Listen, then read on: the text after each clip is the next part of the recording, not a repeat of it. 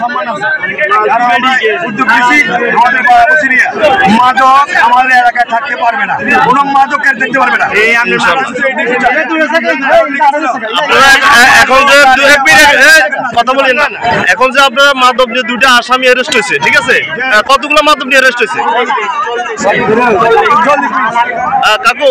তো আপনারা পুরা এলাকার জনগণ একত্রিত মাদক ধরা দিয়েছে, আপনাকে অসংখ্য ধন্যবাদ। যে আমরা চাই মাদক মুক্ত বাংলাদেশ চাই, আমরা মাদক মুক্ত বাংলাদেশ। এদের থেকে খবরটা লন, এই জড়িত কারা ইনশাল্লাহ আপনারা প্রশাসনকে সহযোগিতা করবেন। আমি প্রশাসনের উদ্দেশ্য বলতেছি, প্রশাসনকে অসংখ্য ধন্যবাদ। প্রশাসন যদি আপনাদের সাথে থাকে ইনশাল্লাহ মাদক মুক্ত হবে। এই যে সোনাইমুড়িগঞ্জ, চৌমুহানি, মাইজদি সব পুরো আমাদের পুরো নোয়াখালী আমরা মাদক মুক্ত চাই ইনশাল্লাহ। আমাদেরকে সহায়তা করবেন, আমরা আপনাদেরকে সহায়তা করব ইনশাল্লাহ ইনশাল্লাহ।